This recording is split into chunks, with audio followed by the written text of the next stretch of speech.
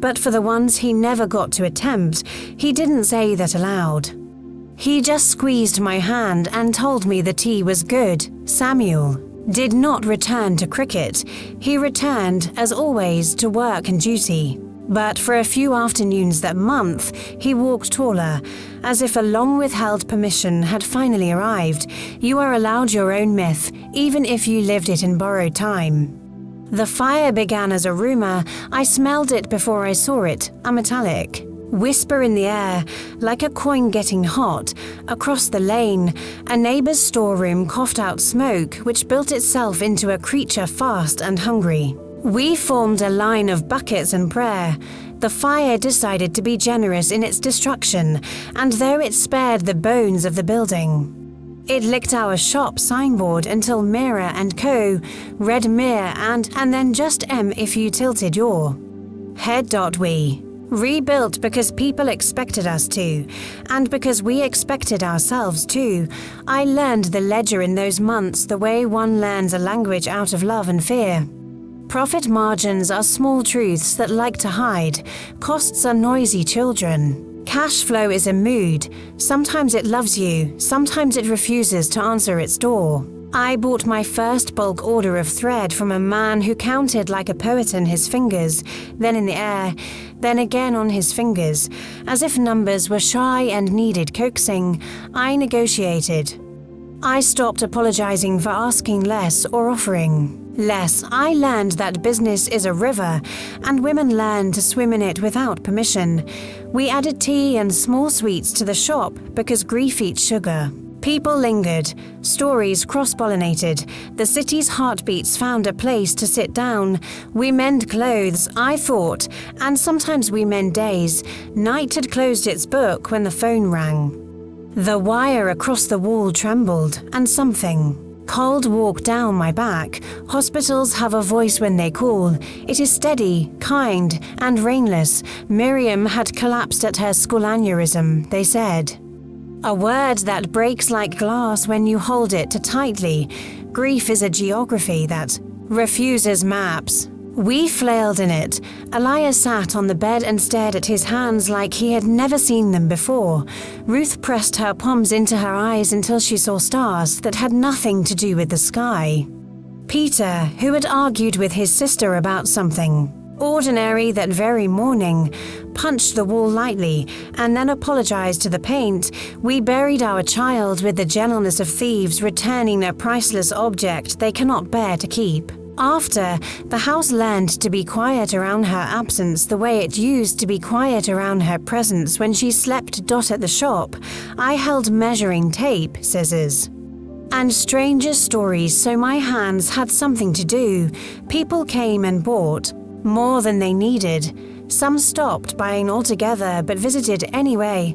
I learned 1,000 sentences you can say when words feel like stones in your mouth. I learned to let the bell ring and ring and ring until sound itself felt like company. Elias started to cough, long, rehearsed coughs that seemed older than their sound. The doctor gave him medicines that came in bottles with hopeful labels and prices that made us argue with silence. We fought as kindly as we could, and then we stopped fighting and just held on. Peter wanted a way out. He was 25 and built like his father's promise. He applied for a visa with the ferocity of a hungry man learning a new hunger. Forms, signatures, translations, more forms. He took the pages to a small kiosk where a boy behind a glass window stamped them with a thump that meant nothing and everything. The paper said approved, and then it said soon, and then the boy said come back on Thursday, and then a Thursday finally held. We folded his clothes into a suitcase, as if folding a map of us. Ruth tucked in a photograph. Elias wrote down phone. Numbers like lifelines. We put money into his shoes. A thrifty superstition someone's aunt swore by. At the airport, Samuel hugged him so tightly that time complained. Peter left the country the way young men leave fireflies in fields tenderly. With backward glances they pretend not to take. Abroad, he washed dishes in a restaurant that kept the music to loud and the lights to brave. He sent money that wore itself into our household like a new habit: school fees, medicine, a new needle set with teeth that beat fabric cleanly. We wrote letters to each other that took weeks to arrive and read them slowly as if each sentence had been blessed by a long road. Peter learned there is more than one way to be lonely. We learned there is more than one way to be grateful. On Sundays, he called, and the phone line crackled like it was trying to become a fireplace. He spoke of snow as if he was introducing us to a new relative, distant, white, complicated. We added spices.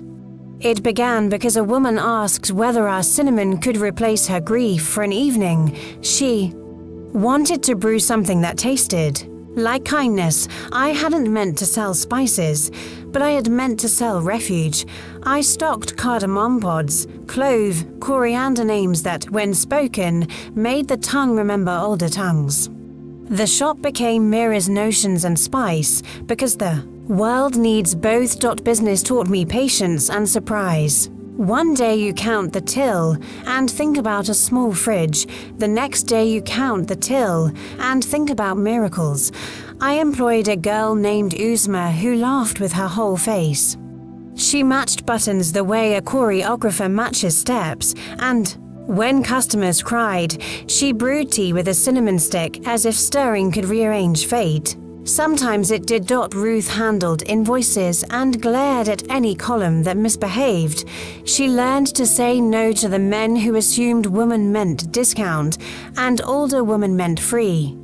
She did it with a smile that made their shoes feel loud. We painted the sign again, and this time the letters learned to stand up straight. I bought a radio with proceeds from a month that surprised us. The radio remembered to find the cricket commentary on weekends. I pretended I was just tidying shelves while I listened, but my heartbeat ran small races whenever the commentator's voice broke into joy. Samuel would sometimes step in and stand near the radio like a man warming his hands at a familiar fire. We would not look at each other, we would listen. Some years, that's the closest you can get to tenderness. Hospitals are cities at night. They have their own laws, their own economy of light.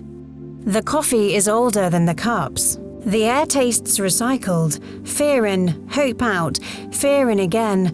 Elias lay under a thin sheet, his coughing now an old song everyone knew the words to. I sat with my palms flat on my knees, poised as if for flight. He slept and then woke and then slept. Again, the hours mending and unspooling like bad thread.